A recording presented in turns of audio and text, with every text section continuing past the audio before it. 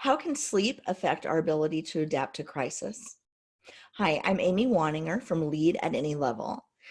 Today I'm talking about the role of sleep and investing in yourself. Now, this is a self-care tactic that I'll talk about extensively in my forthcoming book, Moving from Panic to Purpose. Right now we're working through the workbook, Moving from Panic to Purpose Companion Workbook, and we're on page 13 if you're following along in your own book. But having the book is not a requirement. So if you have it, I hope you're able to follow along. And if not, take good notes, and I'll try to put as much as I can in the comments. So today I want to encourage you to track your sleep schedule for 1 week.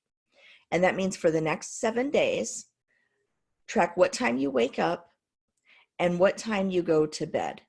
And by go to bed, I mean lights out, no technology, actually lying down in bed, closing your eyes with the intent to go to sleep.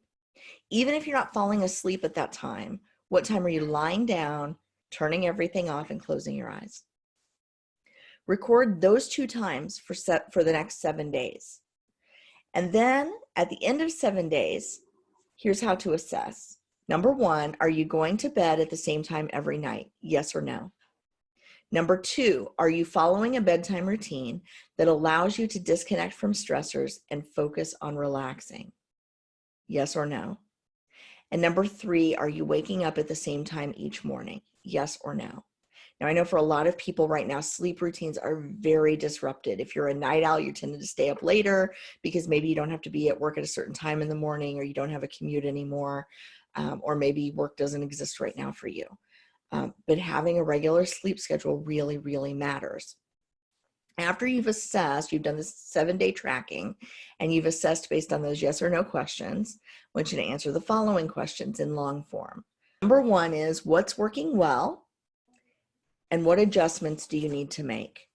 Now think about that in the context of your sleep and dealing with stress, because remember, sleep is what restores us. So whatever we went through the whole day, once we sleep, we're rejuvenated for the next day if we're getting good sleep. Now, if your sleep schedule is all crazy, what's going to happen is your body is not going to have the resources to deal with change, to deal with stress, and to deal with uncertainty. When we lose a lot of sleep time, over time, and we're stressed, that really starts to affect our health. And now is not a good time to have your health affected in any way that you can control. So again, track your sleep for 7 days, answer those 3 yes or no questions, think about what's working well and what do you need to change. And I will see you tomorrow in episode 10 when we will talk about how are you eating. I know that's a scary one right now because I'm eating a lot. All right. Have a good night. Get some rest. I'll see you tomorrow.